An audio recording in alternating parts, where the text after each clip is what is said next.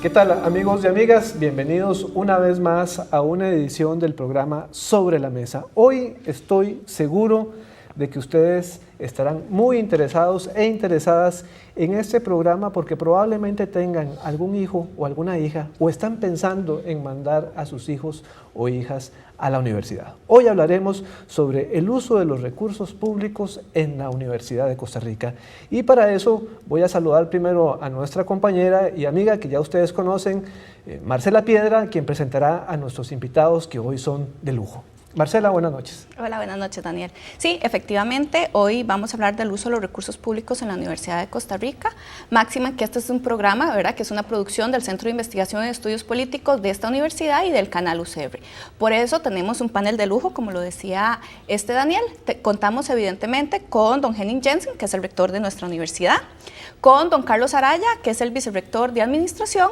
Buenas noches, y con don Max Soto, que es director del Instituto de Investigaciones en Ciencias Económicas. A los tres, muchas gracias y buenas noches. Buenas noches, Marcela. Yo quería empezar señalando una observación que hizo José Saramago la vez que estuvo en Costa Rica y que fue invitado a hablar en la Universidad Nacional. Él en esa oportunidad decía que la universidad en el siglo XXI tiene la oportunidad de reinventar la sociedad, de contribuir a la democracia de una manera decisiva y que por esa razón la universidad debería ser más que una institución dispensadora, dijo Saramago, de conocimiento, sino que tiene que ser el lugar por excelencia de la formación básica de ciudadanía. Y por eso les invitamos hoy para que podamos explicar a quienes nos ven en sus hogares la importancia que tiene la universidad para este país. Don Henning, queríamos escuchar primero sus impresiones luego de que la semana pasada usted presentara el informe al país. Ciertamente, la visita de Saramago que tengo en muy grata memoria, porque tuve la oportunidad de conversar con él en ese momento. Esa visita fue extraordinaria y se trata también de un escritor de los más grandes que ha dado su patria, Portugal. La Universidad de Costa Rica es parte de una de las más importantes, si no la más importante reforma social que se ha llevado en nuestras tierras. Y ella es una instancia, es una institución que lleva en sí mismo los valores más sobresalientes de esa reforma social. Entre ellos, por ejemplo, el principio de la solidaridad. La Universidad de Costa Rica, al ser creada en 1940, también fue inspirada por lo que conocemos como la misión chilena, que fue una misión que pidió entonces el gobierno de Costa Rica para asesorar a los gobernantes de entonces en las líneas básicas y las orientaciones más importantes que debía tener la nueva universidad. Y uno de los principios que ahí se destacó fue el principio de gratuidad. Y es que la Universidad de Costa Rica efectivamente tutela un bien y protege un derecho. El bien y el derecho es el acceso a la educación. La educación como un derecho humano, porque no solo debemos nosotros tener la libertad de acceder al conocimiento y a la información, sino que formarnos dentro de una cultura del conocimiento y una cultura del servicio al país donde nosotros vivimos, ¿no? Y teniendo esa perspectiva a lo largo de las décadas, a lo largo de ya casi 75 años, la Universidad de Costa Rica ha forjado estos valores, los ha cultivado, los ha incluso desarrollado aún más de la letra que uno puede leer en el momento de su creación. Y esta se ha vuelto, considero yo, una de las instituciones que muestra un compromiso con su sociedad, quizá de los compromisos más consecuentes que podemos observar en casi ninguna otra institución pública. Por supuesto que valoramos y apreciamos muchísimo lo que en este mismo sentido hace, por ejemplo, la Caja Costarricense de Seguro Social. Y estas son algunas de las cosas que yo resalté en mi informe de labores. El informe de labores estuvo enfocado a transmitir y resaltar aquellos aspectos en los cuales nosotros como institución en los últimos años, pero con esto recogemos toda una tradición institucional, hemos profundizado aún más en ese compromiso social, pero entendiendo este compromiso, como lo dice nuestro estatuto orgánico, una permanente búsqueda de aquellas condiciones que tenemos que crear colectivamente para alcanzar el bien común. Y siendo así las cosas, entonces yo empecé por enfocar aquellos programas actuales que estamos desarrollando para ampliar el acceso a nuestra universidad, para contribuir a superar la desigualdad social, que ahora es uno de los problemas y características negativas más sobresalientes de nuestra sociedad costarricense. Y hice un énfasis muy grande en los proyectos y programas que tienden a garantizar una mayor inclusión social. Y entre las cosas que estamos haciendo, lógicamente que no puedo mencionarlo todo y no puedo ahondar en los detalles, está el programa de más equidad y habilidades para la vida que desarrollamos en comunidades marginales alrededor de Nicoya y alrededor de Sarapiquí. Hemos estado trabajando con muchachos y muchachas provenientes de zonas verdaderamente infraprivilegiadas y que estudian en colegios, en instituciones de educación secundaria, cuya probabilidad de acceso a la educación superior es muy baja. Entonces, enfoqué eso, pero también una de las medidas que hemos tomado recientemente, que creo que es una de las más importantes contribuciones para cambiar nuestro sistema de admisión, que es el programa de admisión diferida, que está dirigido a aquellos colegios que tienen una probabilidad menor del 12% de enviar a un muchacho o una muchacha a una institución de educación superior. Y así logramos efectivamente avanzar. Yo no voy a decir que hemos completado el proceso, pero sí avanzar considerablemente en esta mayor apertura para democratizar el acceso a la educación superior. Don Genin, ¿eso sería como una acción afirmativa hacia cierta población que ha tenido, digamos, problemas de ingreso? Es una especie de acción afirmativa, no lo es en el sentido estricto, ¿verdad? Porque la acción afirmativa define cuotas. En este caso no definimos cuotas, sino que establecimos las probabilidades de ingreso, ¿verdad? Y la probabilidad de ingreso la fijamos como menor al 12%. Vean ustedes que es una probabilidad muy baja. Y es que, aunque parezca mentira, hay comunidades y hay colegios en nuestro país que nunca en la historia han logrado que uno de sus alumnos o alumnas haya ingresado a la Universidad de Costa Rica. Esto lo podemos decir también con respecto a las otras universidades públicas, incluso universidades privadas. Lo que nosotros pretendemos es aumentar la probabilidad del ingreso a la educación superior en general, sea pública o privada, pero con admisión diferida, específicamente si es un programa de ingreso a la Universidad de Costa Rica para colegios con una probabilidad de ingreso menor al 12%. Vean ustedes entonces que de esta manera contribuimos, creo yo, significativamente, como lo decía, a abrir las puertas para democratizar el acceso a la educación superior. Para mí esto es un programa verdaderamente importante y creo que es de los de mayor vigencia en un momento en que vivimos en nuestra sociedad una polarización resultado pues de una acumulación de riqueza por un lado, empobrecimiento por otro, o simplemente también, que no es lo mismo, ¿verdad? Un aumento considerable de la desigualdad social. Y bueno, también enfoqué otras cosas, ¿verdad? Pero creo que con esto les doy un elemento de cómo la administración universitaria, haciendo énfasis en los valores que hemos recibido a lo largo de nuestra tradición institucional está tomando o dando nuevos pasos hacia una mayor cercanía con la comunidad costarricense y una mayor, ¿cómo llamarlo?, permeabilidad a que sectores infraprivilegiados puedan ingresar a nuestra institución. Sí. Yo quiero aprovechar este encuadre que usted ha hecho a partir del informe y la visión que nos ha brindado sobre el quehacer de la universidad para preguntarle a don Carlos Araya, que es el vicerrector de administración, que dentro de este encuadre general que nos hace don Henning, pareciera que en la opinión pública autonomía ha venido a ser sinónimo de no rendir cuentas, ¿verdad?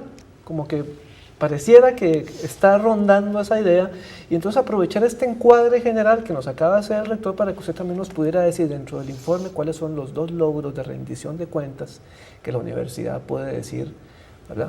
Estamos, además de haciendo la tarea, estamos rindiendo cuentas. Realmente la rendición de cuentas va en las 2 vías, como lo señalas.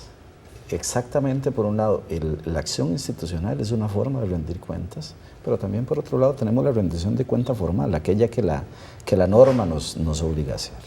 Bueno, yo quiero decirles que nosotros, como cualquier otra institución pública, no somos una isla dentro del país. Nuestros presupuestos son aprobados por la Contraloría General de la República. Cada 6 meses tenemos que estar enviando la ejecución presupuestaria a la Contraloría General de la República. Nos sometemos a un proceso de auditoría externa del cual enviamos copia tanto al Ministerio de Hacienda como a la Contraloría General de la República. Recientemente creamos una página que le llamamos de transparencia universitaria. Hay mucha información de la universidad que se ubica en los diferentes sitios web de las diferentes oficinas.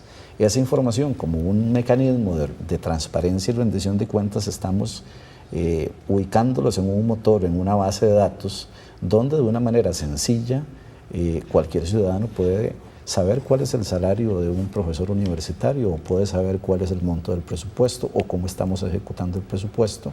De manera que son elementos básicos de rendición de cuentas que, aunado a la acción institucional que señalaba don Henning, que esa acción institucional nos permite rendir cuentas todos los días. Cada vez que nos toca ir a una graduación, le estamos dando al país cuentas de qué hicimos con esos recursos que el país invierte en educación superior. Tal vez, don Max, como don Carlos se refirió mucho al tema de cómo se rinde cuentas desde lo presupuestario, tal vez sería interesante que en 30 segundos, porque después vamos a ahondar sobre el tema, en el siguiente bloque nos explique también que rendimos cuentas desde la investigación, ¿verdad? Usted que es director de un centro de investigación. Sí, por supuesto, todos los programas de investigación están muy estrictamente regulados, ¿verdad? Tanto en la concepción de los proyectos y la tramitación, la aprobación de qué se investiga, como en el seguimiento, digamos, de los proyectos de investigación, y también en la evaluación de los resultados para dar por concluida la investigación, ¿verdad? De manera que sí hay rendimiento de cuentas y controles a lo largo de toda la fase y el proceso de investigación. Muchas gracias. Bueno, seguimos acá en Sobre la Mesa, hoy analizando el tema del uso de los recursos públicos en nuestra casa de estudios. Vamos a ir a una pausa y ya regresamos.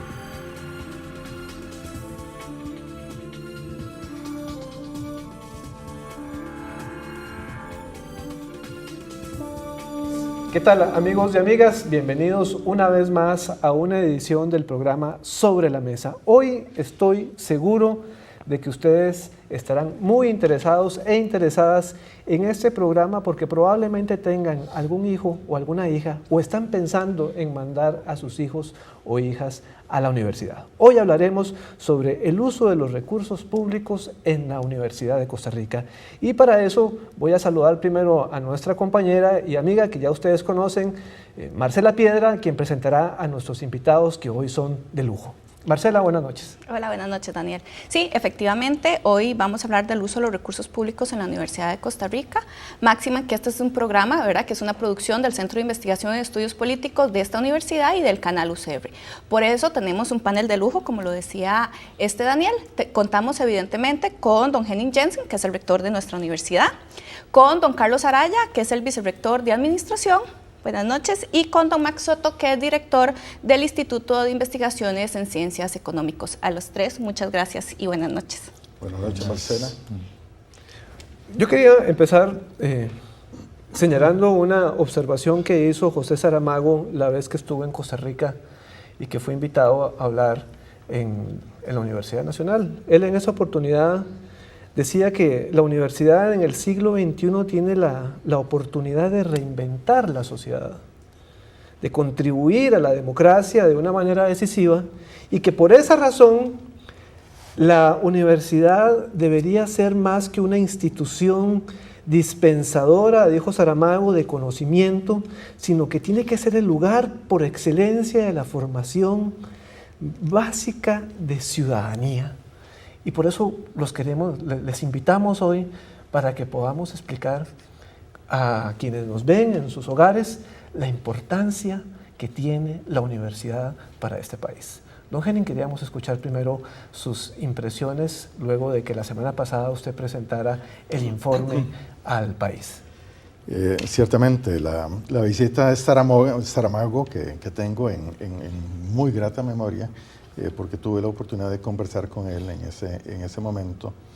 Esa visita fue extraordinaria y se trata también de un escritor de los más grandes que ha dado su patria, Portugal. La Universidad de Costa Rica es parte de una de las más importantes, si no la más importante reforma social que se ha llevado en nuestras tierras. Y ella es una instancia, es una institución que lleva en sí mismo los valores más sobresalientes de esa reforma social. Entre ellos, por ejemplo, el principio de la solidaridad. La Universidad de Costa Rica, al ser creada en 1940, también fue inspirada por lo que conocemos como la misión chilena, que fue una misión que pidió entonces el gobierno de Costa Rica para asesorar a los gobernantes de entonces en las líneas básicas y las orientaciones más importantes que debía tener la nueva universidad. Y uno de los principios que ahí se destacó fue el principio de gratuidad. Y es que la Universidad de Costa Rica efectivamente tutela un bien y protege un derecho. El bien y el derecho es el acceso a la educación. La educación como un derecho humano, porque no solo debemos nosotros tener la libertad de acceder al conocimiento y a la información, sino que formarnos dentro de una cultura del conocimiento y una cultura del servicio al país donde nosotros vivimos, ¿no? Y teniendo esa perspectiva, a lo largo de las décadas, a lo largo de ya casi 75 años, la Universidad de Costa Rica ha forjado estos valores, los ha cultivado, los ha incluso desarrollado aún más de la letra que uno puede leer en el momento de su creación. Y esta se ha vuelto, considero yo, una de las instituciones que muestra un compromiso con su sociedad, quizá de los compromisos más consecuentes que podemos observar en casi ninguna otra institución pública. Por supuesto que valoramos y apreciamos muchísimo lo que en este mismo sentido hace, por ejemplo, la Caja Costarricense de Seguro Social. Y estas son algunas de las cosas que yo resalté en mi informe de labores. El informe de labores estuvo enfocado a transmitir y resaltar aquellos aspectos en los cuales nosotros como institución en los últimos años, pero con esto recogemos toda una tradición institucional, hemos profundizado aún más en ese compromiso social, pero entendiendo este compromiso, como lo dice nuestro estatuto orgánico, una permanente búsqueda de aquellas condiciones que tenemos que crear colectivamente para alcanzar el bien común. Y siendo así las cosas, entonces yo empecé por enfocar aquellos programas actuales que estamos desarrollando para ampliar el acceso a nuestra universidad, para contribuir a superar la desigualdad social, que ahora es uno de los problemas y características negativas más sobresalientes de nuestra sociedad costarricense. Y hice un énfasis muy grande en los proyectos y programas que tienden a garantizar una mayor inclusión social. Y entre las cosas que estamos haciendo, lógicamente que no puedo mencionarlo todo y no puedo ahondar en los detalles, está el programa de más equidad y habilidades para la vida que desarrollamos en comunidades marginales alrededor de Nicoya y alrededor de Sarapiquí. Hemos estado trabajando con muchachos y muchachas provenientes de zonas verdaderamente infraprivilegiadas y que estudian en colegios, en instituciones de educación secundaria, cuya probabilidad de acceso a la educación superior es muy baja. Entonces, enfoqué eso, pero también una de las medidas que hemos tomado recientemente, que creo que es una de las más importantes contribuciones para cambiar nuestro sistema de admisión, que es el programa de admisión diferida, que está dirigido a aquellos colegios que tienen una probabilidad menor del 12% de enviar a un muchacho o una muchacha a una institución de educación superior. Y así logramos efectivamente avanzar. Yo no voy a decir que hemos completado el proceso, pero sí avanzar considerablemente en esta mayor apertura para democratizar el acceso a la educación superior. Don Genin, ¿eso sería como una acción afirmativa hacia cierta población que ha tenido, digamos, problemas de ingreso? Es una especie de acción afirmativa, no lo es en el sentido estricto, ¿verdad? Porque la acción afirmativa define cuotas. En este caso no definimos cuotas, sino que establecimos las probabilidades de ingreso, ¿verdad? Y la probabilidad de ingreso la fijamos como menor al 12%. Vean ustedes que es una probabilidad muy baja. Y es que, aunque parezca mentira, hay comunidades y hay colegios en nuestro país que nunca en la historia han logrado que uno de sus alumnos o alumnas haya ingresado a la Universidad de Costa Rica. Esto lo podemos decir también con respecto a las otras universidades públicas, incluso a universidades privadas.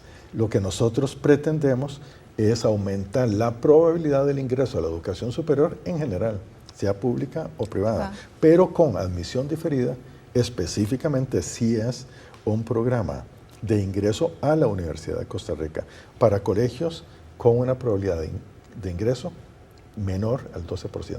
Vean ustedes entonces que de esta manera contribuimos, creo yo, significativamente, como lo decía, a abrir las puertas para democratizar el acceso a la educación superior. Para mí esto es un programa verdaderamente importante y creo que es de los de mayor vigencia en un momento en que vivimos en nuestra sociedad una polarización resultado pues de una acumulación de riqueza por un lado, empobrecimiento por otro, o simplemente también, que no es lo mismo, ¿verdad? Un aumento considerable de la desigualdad social.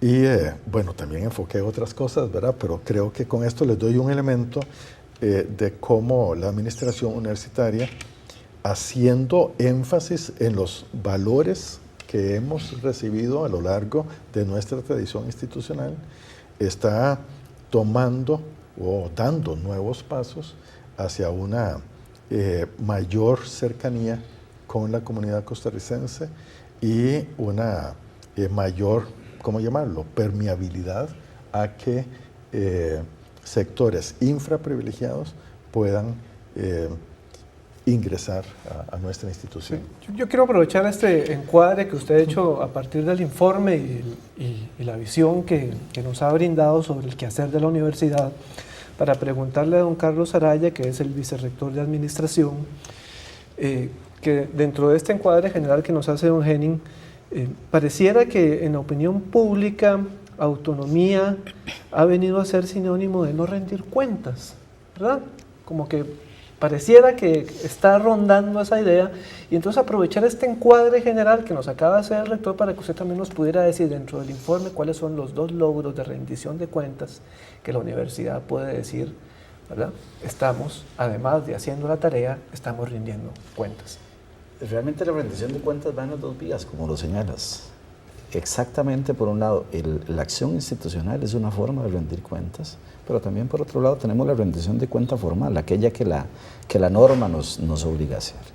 Bueno, yo quiero decirles que nosotros, como cualquier otra institución pública, no somos una isla dentro del país. Nuestros presupuestos son aprobados por la Contraloría General de la República. Cada 6 meses tenemos que estar enviando la ejecución presupuestaria a la Contraloría General de la República. Nos sometemos a un proceso de auditoría externa del cual enviamos copia tanto al Ministerio de Hacienda como a la Contraloría General de la República. Recientemente creamos una página que le llamamos de transparencia universitaria. Hay mucha información de la universidad que se ubica en los diferentes sitios web de las diferentes oficinas.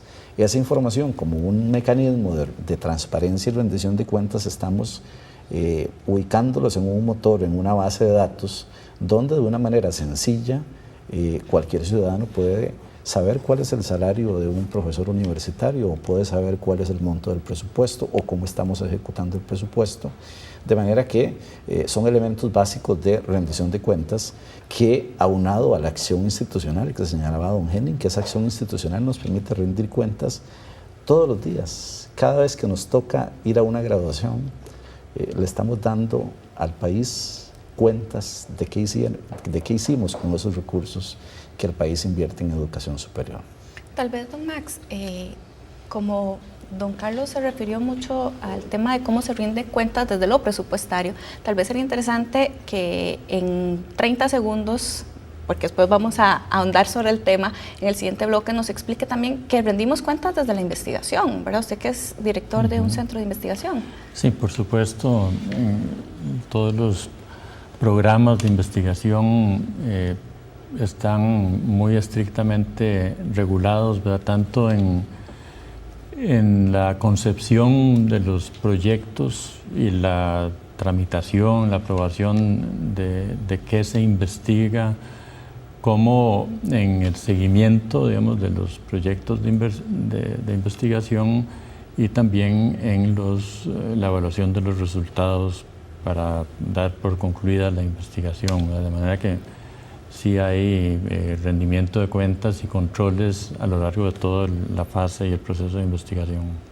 Muchas gracias. Bueno, seguimos acá sobre la mesa, hoy analizando el tema del uso de los recursos públicos en nuestra casa de estudios. Vamos a ir a una pausa y ya regresamos.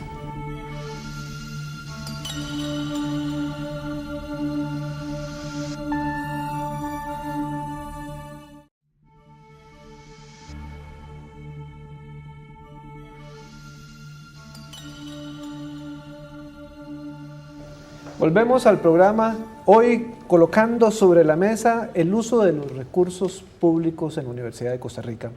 Si le está gustando el programa, por favor, háganos llegar sus preguntas, háganos llegar sus dudas, ya sea por la vía del Facebook, del Twitter y de las otras redes que usted ya conoce. Don Carlos hace unos minutos nos explicaba el impacto que tiene también la universidad digamos, en la generación de recursos. Y a nosotros nos gustaría que profundizara un poquito, don Carlos, el modelo de gestión financiera de la universidad. Es decir, una parte de los recursos efectivamente vienen del Estado, pero hay otra generación de recursos que la universidad ha venido teniendo una experiencia muy interesante. Podemos identificar 4 fuentes de recursos. Evidentemente, los recursos provenientes del Fondo Especial para la Educación Superior, mejor conocido como FES, que son las transferencias que nos hace el Estado de acuerdo con lo que establece el artículo 85 de la Constitución Política, representan aproximadamente el 80% de los ingresos de la universidad. Otra fuente de recursos son los ingresos por matrícula. Los ingresos por matrícula tienen una particularidad, y es que la normativa institucional dice que los ingresos por matrícula tienen que invertirse en su totalidad en el programa de becas.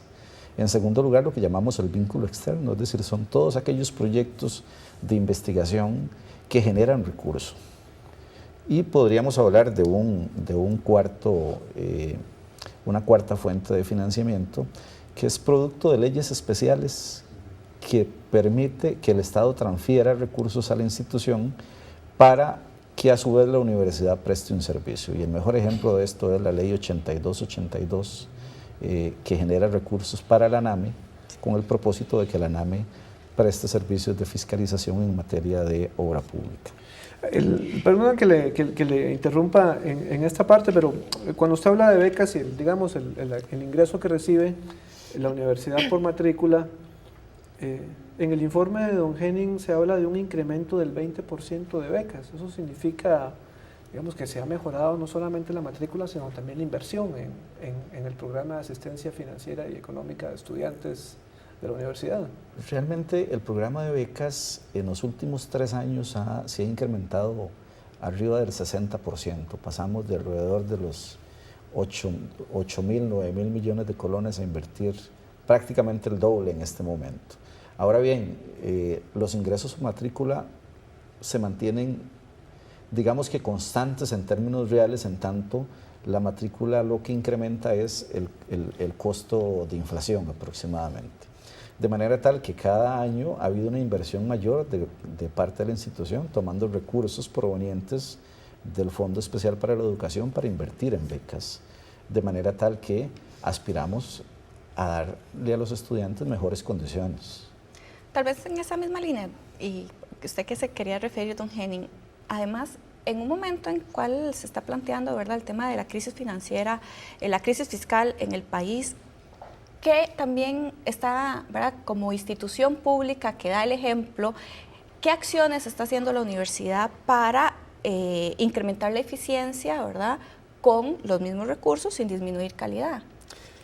Sí, antes de responder esa pregunta, yo quería señalar que de todo el estudiantado que tiene la Universidad de Costa Rica, alrededor del 50% de nuestros muchachos y muchachas reciben algún tipo de ayuda socioeconómica. En las sedes regionales ese porcentaje es mucho más alto, claro. Llega a ser incluso superior al 80%.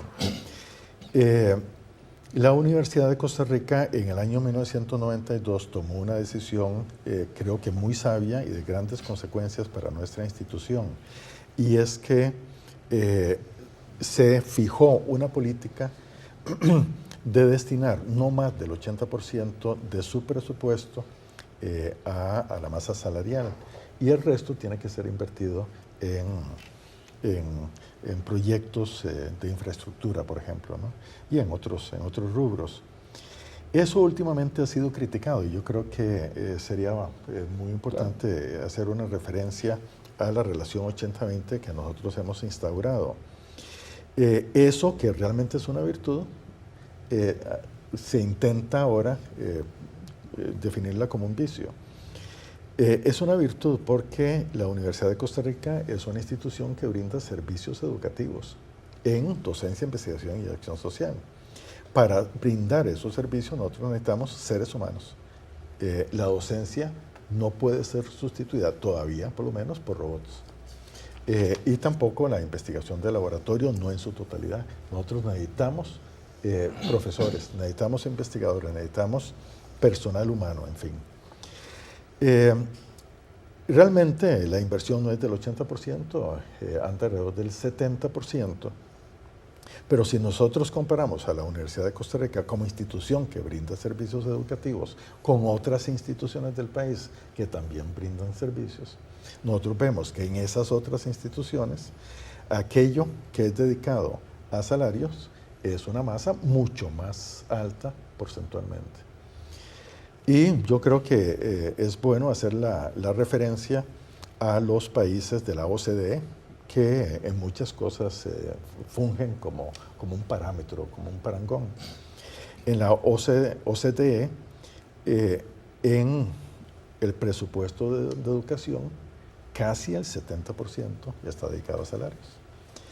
En algunos países como Finlandia es bastante menos, pero otros países como Alemania o Francia es algo muy semejante a lo que nosotros invertimos. En este asunto no podemos y no debemos realmente, porque si lo hacemos desnaturalizamos las cosas, no podemos aplicar una lógica o un modelo de empresa privada o de fábrica. Ese no es el modelo que debe ser aplicado, el modelo de eficiencia, ¿verdad?, que debe ser aplicado a una institución educativa. Bueno, pero para hacer aún más eficiente el uso de nuestros recursos hemos tomado medidas para la contención del gasto. Y tengo que decir también que estas medidas empezaron a ser concebidas y también implementadas en el año 2013, claro. O sea, mucho antes de que empezara a darse la discusión pública sobre el gasto en educación que se dio en el año 2014 y parece continuar ahora también en el 2015. Y las medidas que hemos tomado para la contención del gasto, las hemos tomado, pero basándonos en estudios muy sistemáticos que ha desarrollado el Instituto de Investigaciones en Ciencias Económicas, también otros investigadores de la Facultad de Ciencias Económicas, y además hemos hecho algo que muy pocas instituciones en nuestro país seguramente tienen. Además de proyecciones a futuro, hemos hecho estudios comparativos de salarios en las instituciones públicas. Entonces, todo esto nos permite a nosotros tomar medidas y tomar decisiones. Entonces, hemos aplicado procesos evaluativos para, por ejemplo, otorgar la dedicación exclusiva o para otorgar la remuneración extraordinaria y así por el estilo. En todos estos son medidas que son muy razonables y racionales, además, y que nos permiten ahora decir que estamos ante una situación, creo que favorable, aunque hay factores de riesgo. Factores de riesgo que por dicha no están petrificados y son modificables por las decisiones humanas, y eso es lo que vamos a hacer. Estamos tomando decisiones para que, por decirlo así, la economía universitaria no tenga un destino negativo. Quería aprovechar esta opinión que usted decía sobre la asignación al 50% de los muchachos y de las muchachas que ingresan a la universidad con algún nivel de beca, algún nivel de patrocinio. Hay opiniones que tienden a señalar que, digamos, que la accesibilidad, que la equidad en la distribución pareciera ser un punto que se cuestiona. Entonces me gustaría escuchar la opinión, no sé si de don Carlos o de don Genio, sobre cómo la universidad hace para que realmente esas becas lleguen a quienes más las necesitan. Sí, existe un mito que yo escucho una y otra vez de que aquí, en primer lugar, ¿verdad?, tenemos a los hijos e hijas de los hogares más privilegiados de Costa Rica. Esta es una institución heterogénea. Queremos que lo sea así. Es una institución plural. Y tenemos, por supuesto, estudiantes que provienen de diferentes sectores sociales. Pero la mayoría de nuestros estudiantes provienen de colegios públicos. Y sobre todo, como lo dije anteriormente, de las sedes regionales. En las sedes regionales, la Universidad de Costa Rica tiene que hacer un esfuerzo todavía mayor para garantizar el acceso, la permanencia y el éxito en la realización de los estudios. Posiblemente algún error pueda cometerse con una o varias personas, pero nosotros hacemos un análisis de perfil socioeconómico verdaderamente muy sistemático. Nuestra oficina de becas es una oficina realmente experta en hacer este tipo de estudios. Y no solo realiza el estudio, sino que lo verifica, o sea, le da seguimiento. Y en ese proceso puede haber instancias de corrección, lógicamente. Nada es absolutamente infalible, nada es absolutamente perfecto.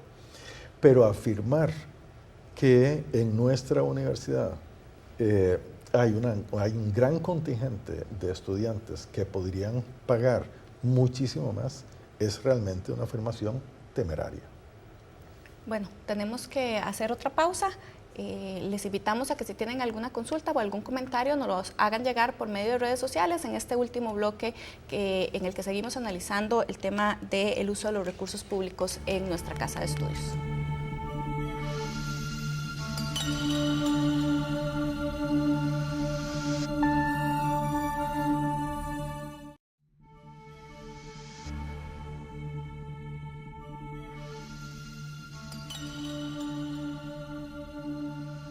Regresamos a Sobre la Mesa.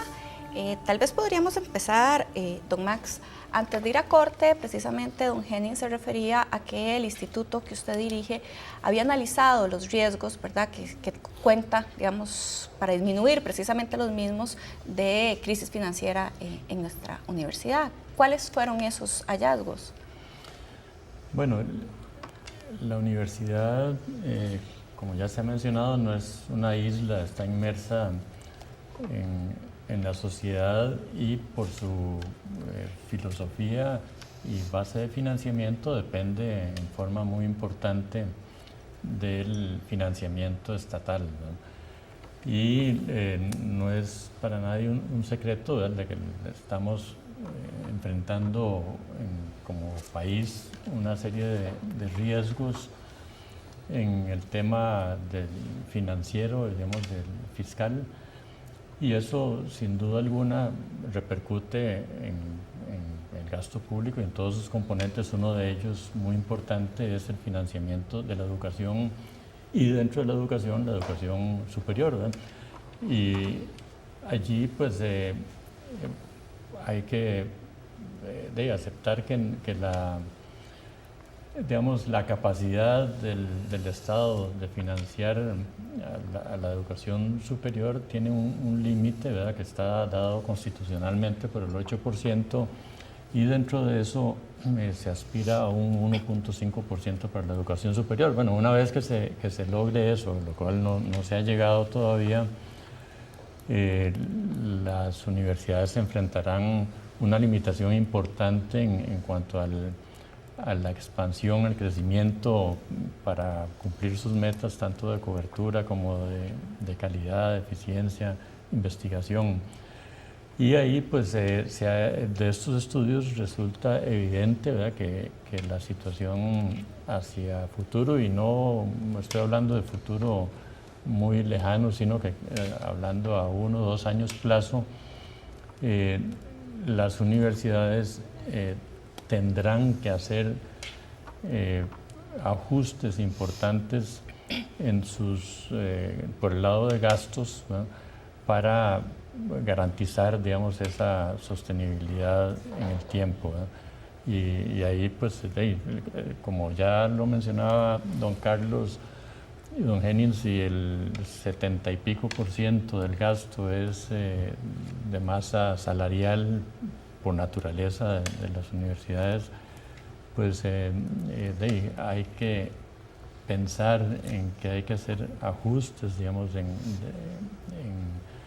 los esquemas de remuneración, ¿verdad? Y eso prácticamente que no es una opción, ¿verdad?, sino que la universidad lo que tiene que escoger cuáles de las opciones le permiten esa sostenibilidad financiera sin sacrificar sus objetivos finales, ¿verdad?, y en particular aquellos de proveer una accesibilidad al mayor número, pues, de personas posibles, ¿verdad?, y de mantener los estándares de excelencia y calidad. Sí, claro.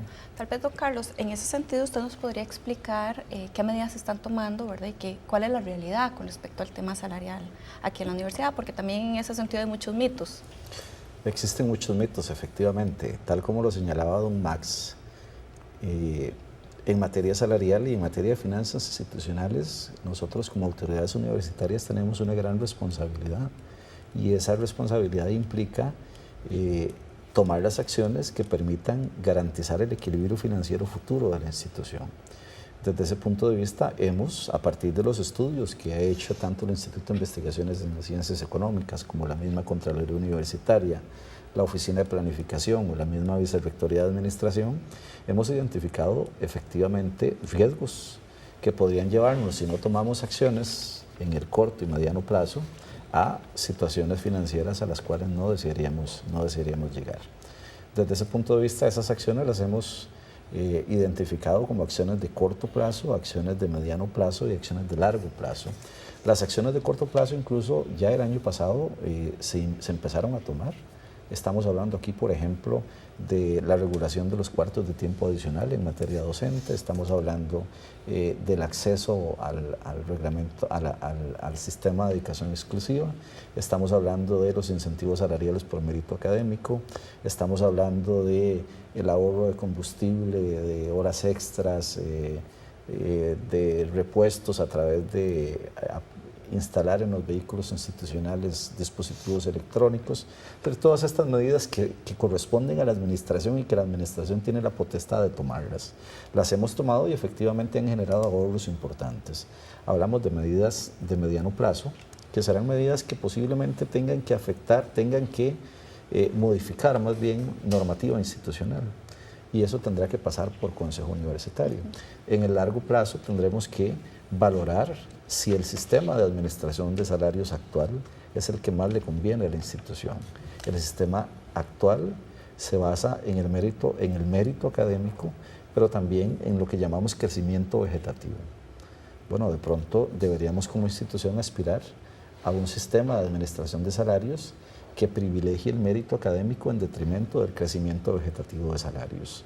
De manera que ese es el panorama que tenemos desde este punto de vista.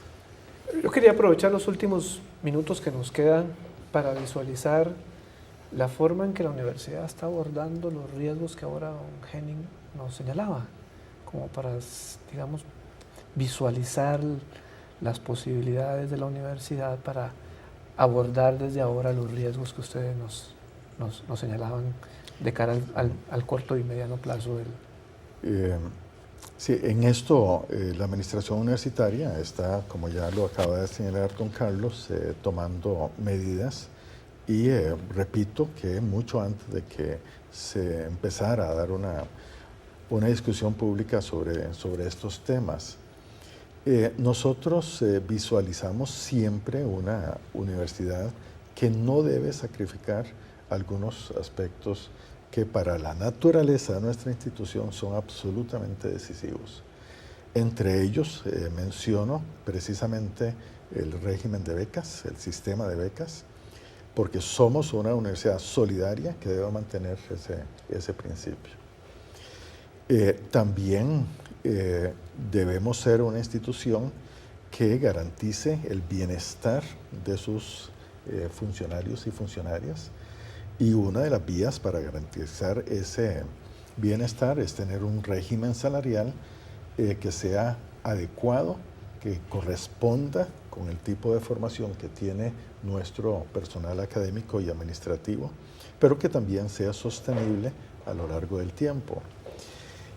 Tenemos que, en aras de garantizar la excelencia académica, porque pretendemos ser siempre una de las mejores universidades de América Latina, como efectivamente lo somos, tenemos que garantizar nuestra posibilidad de hacer una inversión en infraestructura que al mismo tiempo abra más espacios para nuestra juventud y podamos recibir en el seno de nuestra universidad a más jóvenes, a más estudiantes.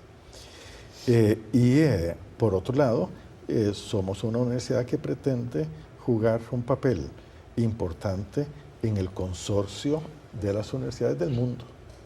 Y entonces somos una universidad que debe crear todas las plataformas que son necesarias para poder hacer trabajo en redes internacionales. La internacionalización es un aspecto absolutamente esencial de la vida académica moderna. Entonces, para llegar a eso, lógicamente que por un lado nosotros tenemos que gestionar o llevar a cabo procesos de negociación sobre nuestro presupuesto que tengan como visión el que no se provoque, y así yo se lo he comunicado a mis colegas rectores, pero también a los ministros que participan dentro de la comisión de enlace. Sí, tenemos que tomar decisiones con respecto a la inversión en educación que no vaya a provocar los rezagos o aquellos vacíos que se dieron en nuestro país durante los años 80 y 90, en esas 2 décadas perdidas, que ha tenido consecuencias, ambas décadas han tenido consecuencias muy negativas para el desarrollo científico y tecnológico de Costa Rica, pero también ha tenido consecuencias muy negativas, por ejemplo, y eso es absolutamente evidente y lo conoce toda la ciudadanía, en cuanto al desarrollo de infraestructura. Entonces, mi posición personal en este proceso de negociación del presupuesto universitario, que por cierto ya está en proceso, ya se ha iniciado, en este proceso yo mantengo la posición de que debemos garantizar aquellos aspectos de la vida social, económica, cultural costarricense que no vaya a provocar un retroceso en nuestro desarrollo. Esa es la perspectiva con la cual nosotros enfrentamos el futuro, pero ambicionando, visualizando que la Universidad de Costa Rica, como institución sólida que es, académicamente muy sólida, pero también adecuada y eficazmente y eficientemente administrada, vaya a jugar, siga jugando este papel tan preponderante dentro de la vida de nuestro país, pero siempre siendo, como lo es, repito, y esto lo digo con toda humildad, la mejor universidad de Centroamérica y una de las mejores de América Latina y del mundo. Claro, yo creo que eso es muy importante, seguir, ¿verdad?, visualizándonos como una de las mejores universidades del mundo. Muchísimas gracias, don Max, don Henning y don Carlos, por haber estado hoy en Sobre la Mesa. Gracias, Marcela. Antes de despedirnos, el programa Sobre la Mesa, como ya ustedes lo conocen, quiere también sumarse al respaldo y a la decisión que ha tomado el Consejo Universitario en la sesión 5909, artículo 8 del 22 de junio del 2015, en la cual el Consejo Universitario, considerando que la universidad está en la obligación de contribuir con las transformaciones que la sociedad necesita para el logro del bien común y de acuerdo con el artículo 3 del Estatuto Orgánico de esa universidad, y además considerando que el pasado 8 de noviembre del 2012, luego de la movilización que se realizara en las afueras de la Caja Costarricense del Seguro Social, en la cual 5 personas fueron arrestadas, entre las cuales se encuentran 2 docentes y 2 estudiantes de esta casa de enseñanza, y además considerando el voto de la Sala Constitucional 0320 del 2000 y amparándose también en el informe de la Comisión Interamericana de Derechos Humanos, y el Consejo Universitario ha resuelto en el acuerdo número 2 condenar todo tipo de criminalización de la protesta social pacífica e instar a las autoridades nacionales a que tomen todas las medidas necesarias para prohibir que esta criminalización se siga dando en el país. Nosotros, como programa, cumplimos la obligación y la responsabilidad de la universidad, no solamente de respaldar este acuerdo, sino también de comunicarlo a toda la ciudadanía. Les agradecemos muchísimo su atención, por la sintonía a este programa, y como siempre nos vemos la próxima semana en una edición más de su programa. Muchísimas gracias.